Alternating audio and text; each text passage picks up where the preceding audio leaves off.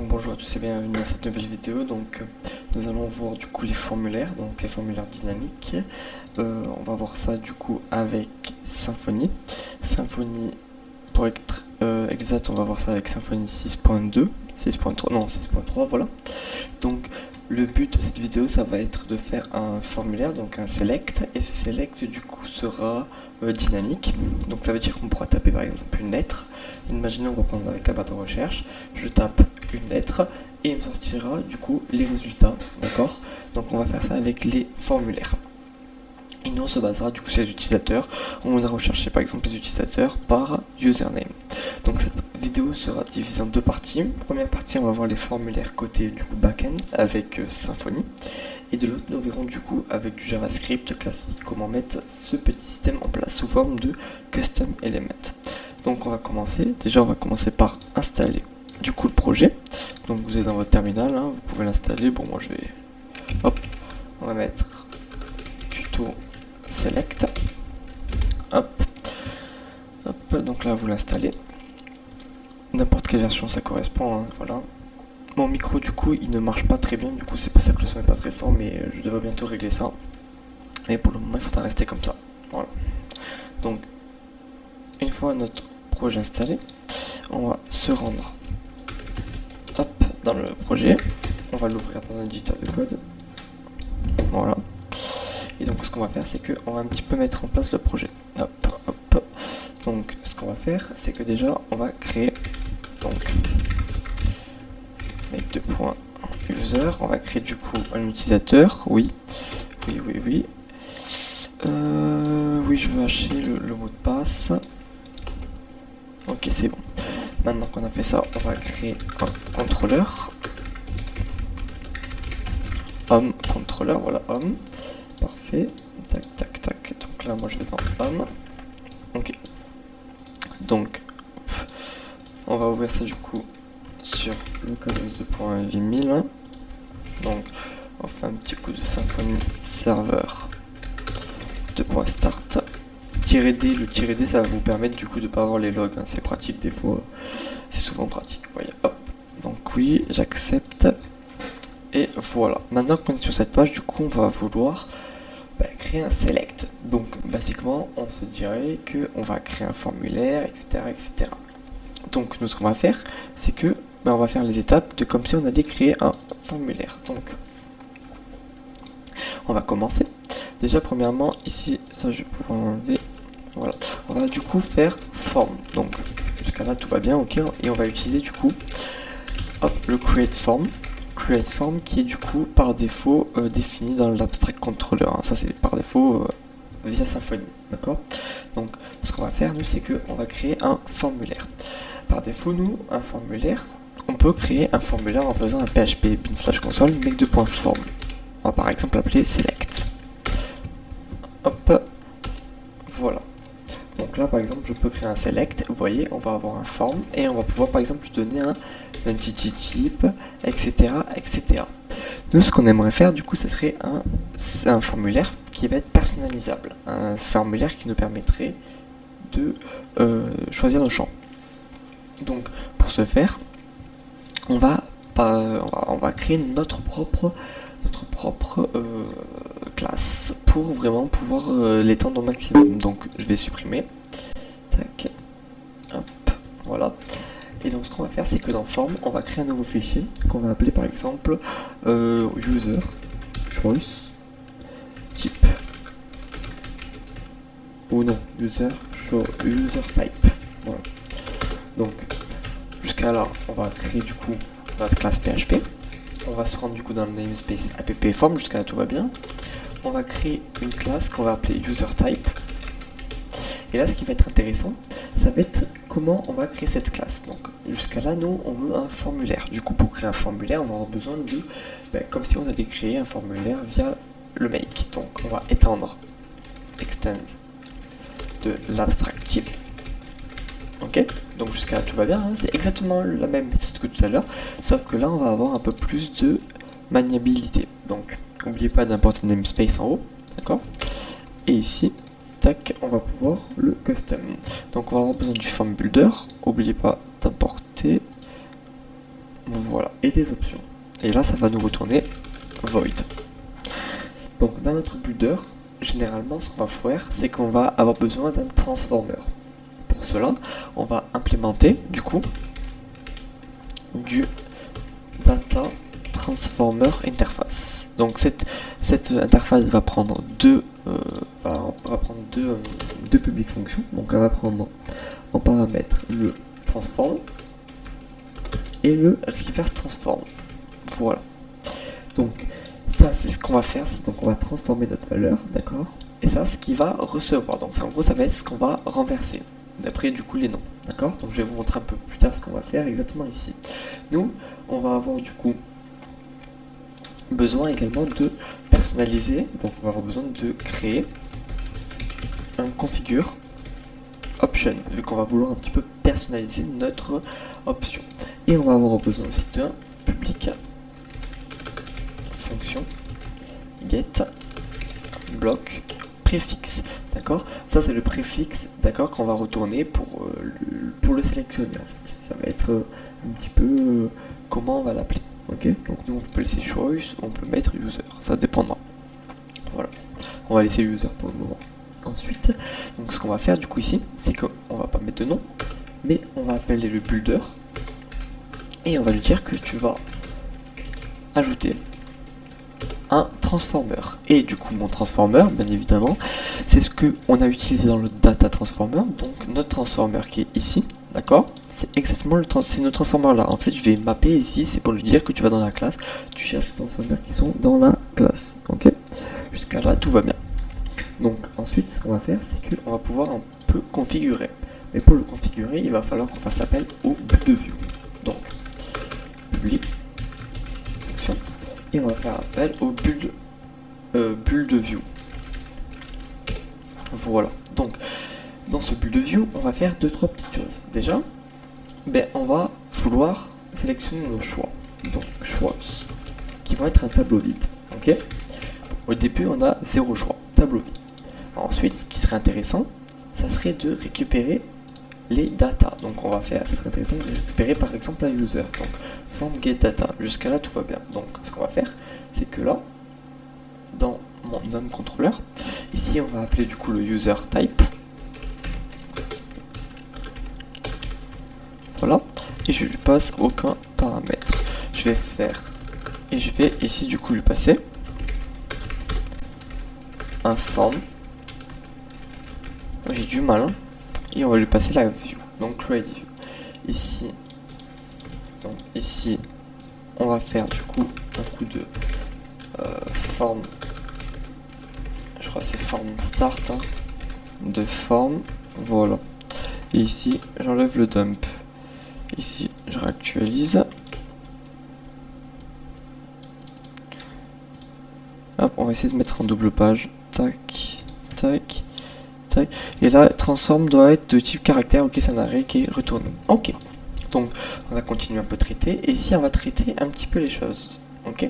Donc ici, ce qui va être intéressant de faire, c'est que on va lui retourner une chaîne de caractères. Donc pour ce faire, il serait intéressant de retourner l'utilisateur. Donc ça serait où on retourne l'utilisateur, ou alors on va retourner l'ID. Donc ça serait intéressant de retourner soit, donc on va retourner si, déjà on va faire une petite condition, on va juste lui dire que si, d'ici je vais prendre, du coup on va dire que ça va être user,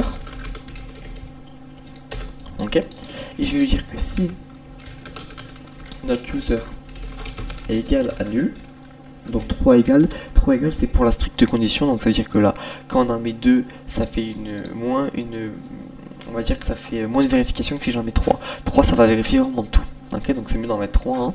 Sinon, donc si c'est nul, eh bien, tu vas me retourner l'ID. Vu qu'on va sélectionner par ID, c'est plus facile s'il y en a qui ont pratiquement les mêmes usernames. Donc, tu vas retourner l'ID. Et tu vas typecaster. Donc, on va typecaster avec PHP 8.2. On va typecaster pour lui dire que tu vas renvoyer ça sous forme de string de caractère. Ok. Et le reverse transform. Donc là, on va pouvoir typer. Hein. Hop. User, ça va être du type user. Hein. Hors nul. Vu que là, on a mis une condition nulle. Et je vais importer la classe. Voilà. Et ici, du coup ici ce qu'on va faire c'est qu'on va rechercher notre utilisateur via l'ID. Donc là je peux mettre par exemple user t. Ok. Et donc ce qu'on va faire c'est que ici on va retourner pas le user ID parce que nous on veut retourner du coup un utilisateur. Donc là on va retourner soit nul soit un utilisateur. Et ici on va avoir besoin du coup de notre entity manager. Donc l'entity manager on va pouvoir le définir dans le constructeur. Donc on va créer un constructeur. Donc on va avoir besoin de notre entity manager interface. Ok, donc là ici entity manager, voilà. Et donc là ce qu'on va faire c'est que du coup on va avoir besoin du private entity manager. Ok. Et donc là on fait un coup de 6 entity manager find, vu que tu vas trouver par l'ID. Non, entity manager, d'abord on fait le get repository. Repository user et tu vas trouver via le user ID. Et soit tu me retournes nul, soit tu me retournes un utilisateur. Et là, on va lui dire que ça, ben c'est un int, hein, vu qu'on retourne un user ID. Ok. Voilà. Et donc là, normalement, user type, hop, parce que je n'ai pas importé la classe.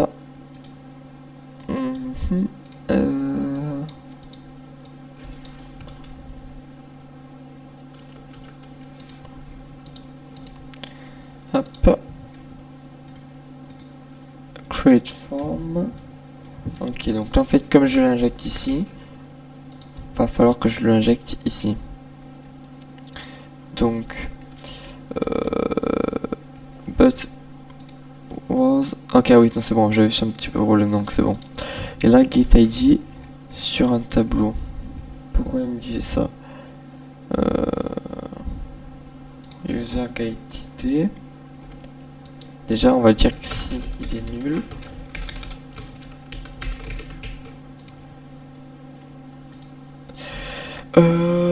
parce que là j'ai pas configuré. Et là non plus. Donc déjà première chose à faire c'est que nous on va le configurer. Donc une fois qu'on a réutilisé data, bah déjà on va voir si user, parce que là quand on va recevoir en fait ici on va recevoir des data, mais si par exemple on reçoit des data qui sont pas une instance de user, bah, ça nous intéresse pas à nous. Quand on va créer un choix type, donc on va dire que user doit être une instance, donc instance of de user. Parce que si c'est pas une instance, alors ça m'intéresse pas. Donc si c'est une instance, et bien on va créer donc choice. N'oubliez pas, on avait créé un tableau auparavant. Donc on va créer un tableau avec nos choix. Donc choice view, hein. New choice view. Et donc on va lui passer du coup le user. Je vais lui passer le user identité. Et là, on va avoir besoin de modifier l'entité parce que je vais devoir lui passer un username. Donc là, ce qu'on va faire, c'est qu'on va pouvoir le modifier. Donc là, choisis view, j'importe la classe. Ah oui, il n'y a pas de S, je suis bête. Voilà. Et là, get username, on va le modifier. Donc, on va faire un coup de make entity user name string et ça ne peut pas être nul. Ok. Et là, on a bien notre propriété. Ok, maintenant on va donc typecaster pour, parce que là il me semble qu'il veut quoi? Ouais, il veut une chaîne de caractères. Donc on va typecaster. Donc là, string. Et pareil pour l'idée, je vais lui forcer à mettre une string. Voilà, une fois qu'on a fait ça, maintenant on va pouvoir configurer nos formulaires. Donc, si on se rend dans la documentation, donc form builder Symfony, et bien on va se rendre compte qu'on va avoir besoin tac.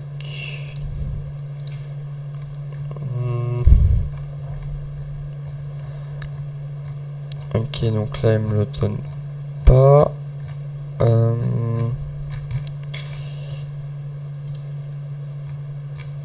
hop, form field. Non, bon, elle me le donne pas, c'est pas grave, mais on va devoir lui passer un tas d'options.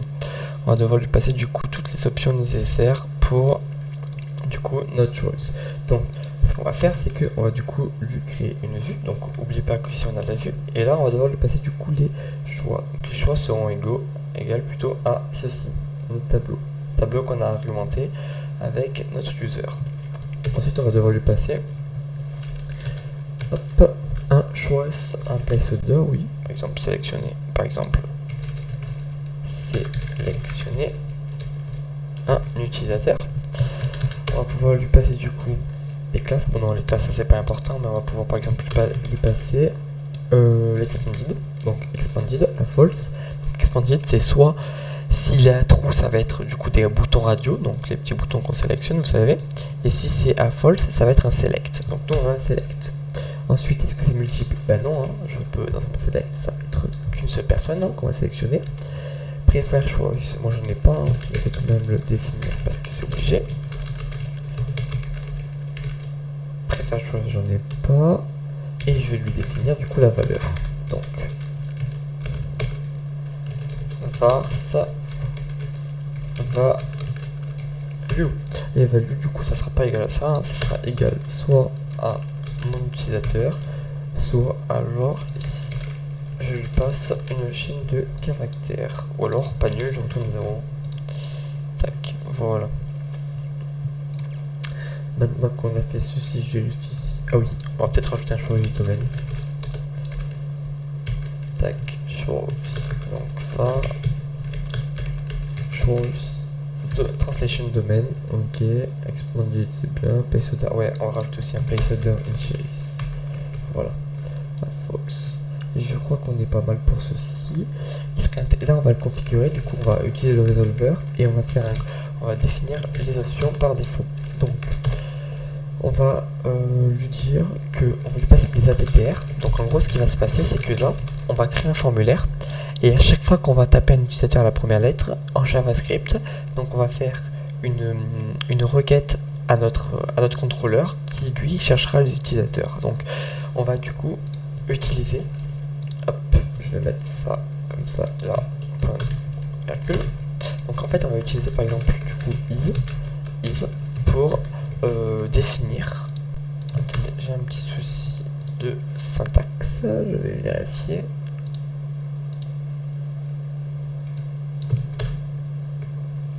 Je disais donc qu'on va du coup lui passer du coup des arguments. Donc on va lui dire is, ça sera le nom qu'on utilisera pour sélectionner notre custom element. Donc là on va lui mettre select choices. Ok. Je vais lui passer du coup un data remote, vu qu'on va utiliser Tom Select. Okay. Donc là ce qu'on va faire, c'est que du coup on va avoir besoin de l'URL interface. Donc là hop, on va avoir besoin de l'URL générateur interface. Voilà, donc là ici pareil, je vais donc utiliser l'URL générateur interface. Hop. Voilà.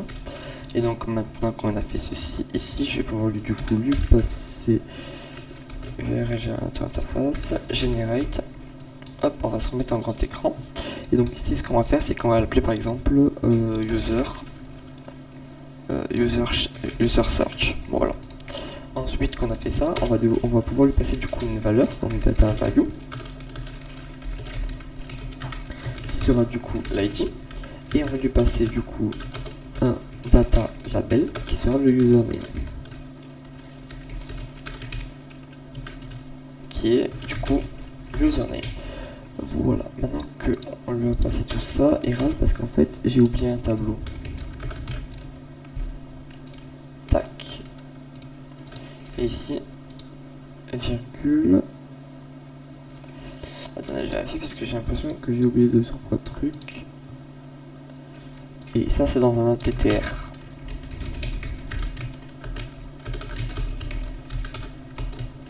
Voilà.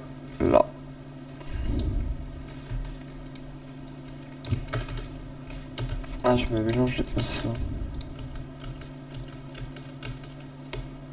Voilà. ATTR.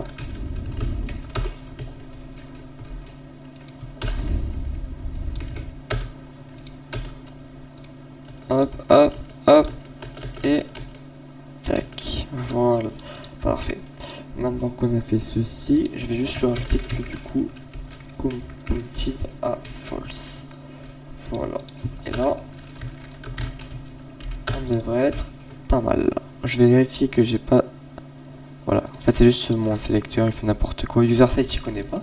Donc, dans mon DOM controller, ce qu'on va faire, c'est que on va lui créer du coup la route. Donc, on va lui créer une public function qu'on appellera du coup, on va mettre search. Voilà.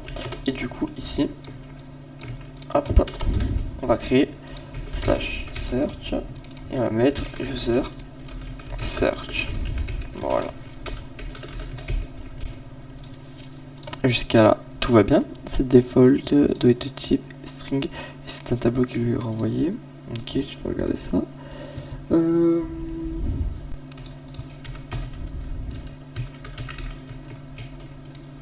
Set default, parce que ah voilà, c'est set default, c'est pour ça qu'il râle. C'est parce que set default. Ok. Ok, maintenant qu'on a fait ça, c'est bon.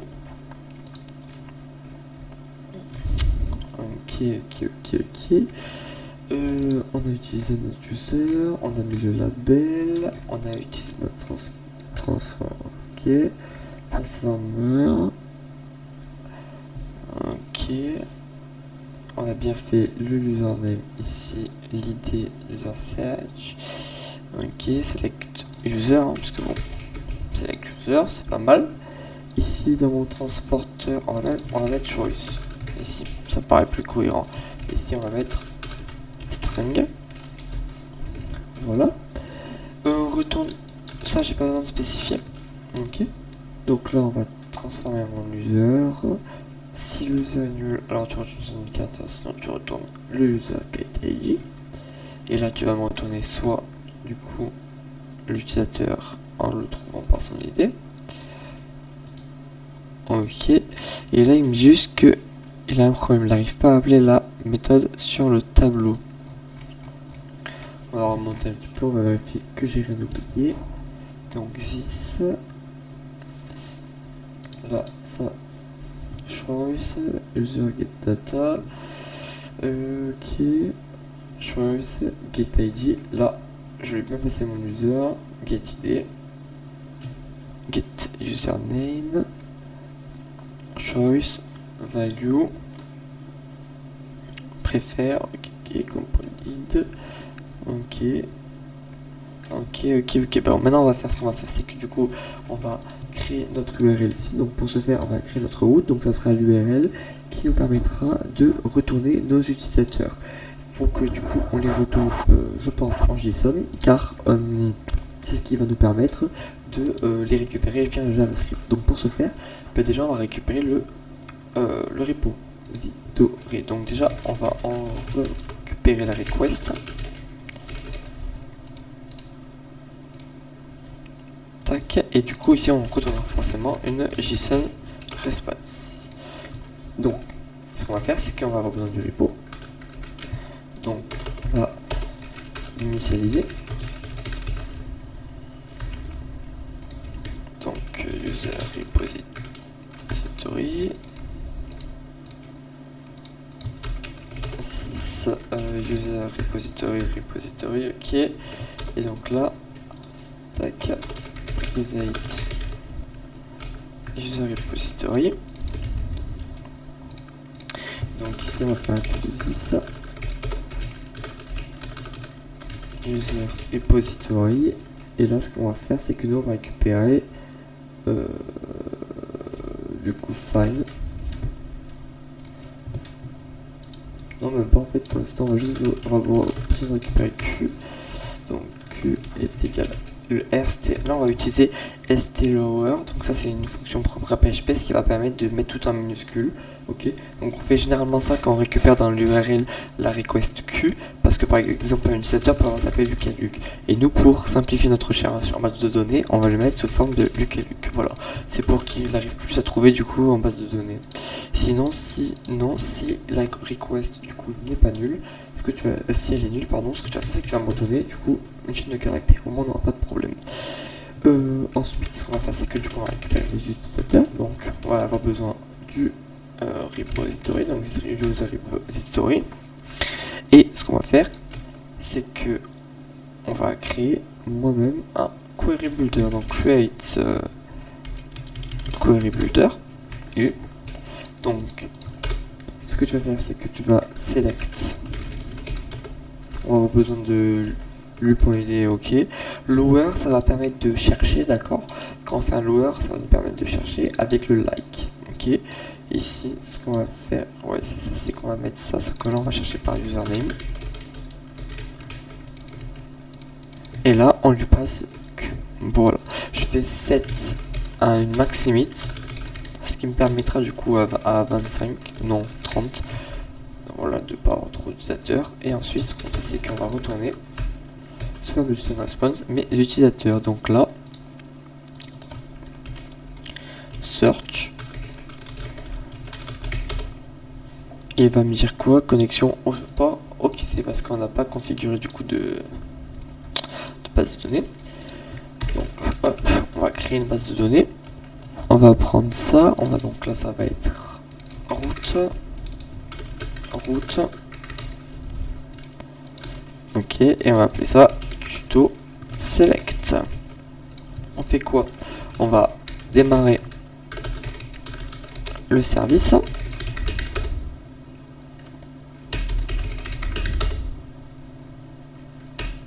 Ok, parfait. Et on fait un coup de php /console make de point migration. Tac.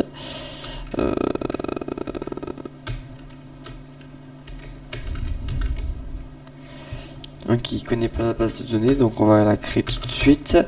Je me rappelle juste plus de la commande, donc c'est quoi? C'est doctrine de point database de point create, je crois. Doctrine de point database de point create.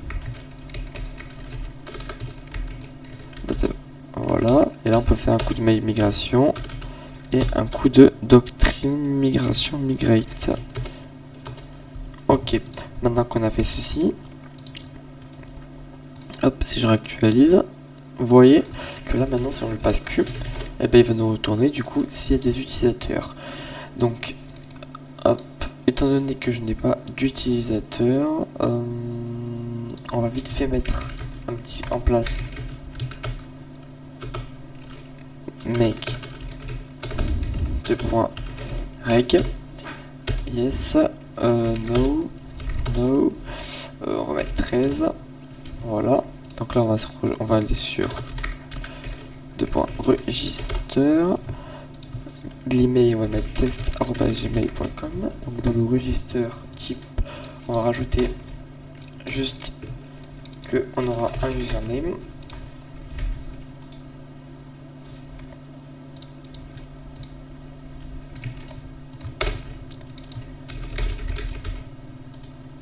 Hop, username, et ici username. Donc là on va appeler ça par exemple Luc, on va avoir test@gmail.com et on passe, on s'en fout, on met n'importe quoi. Ok. Et maintenant on a un problème ici. Ok. Donc hop, on va retourner ici et là vous voyez que si je tape Lucas, on a un utilisateur avec l'id 1 et le username. On va devoir un petit peu configurer ici pour que ici il retourne un bon truc. So il me dit call a member function getID sur l'array. Ça veut dire que dans mon transform j'ai un souci. Je vais déjà faire un dd de user pour voir ce qui en retourne. Donc il retourne un tableau vide de l'utilisateur. Ça veut dire que j'ai mal fait mon travail. Ça veut dire que ici Ok, ça veut dire que ici j'ai un problème. Hop, ici déjà à ce niveau là, on va du coup lui passer une handle request. Et je vais avoir besoin de lui passer la request.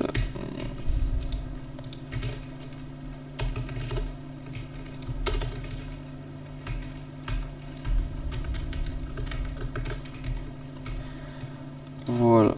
Et ici, on va c'est pas un tableau vide qu'on lui passe, mais c'est user. Donc new user.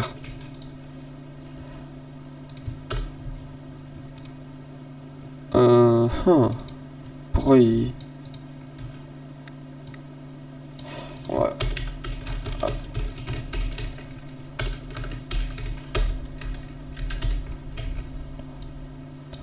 Tout ça pour ça. Hop. Voilà. Donc là, clac, clac, clac, clac. Ici, j'enlève le DD. J'en ai plus besoin.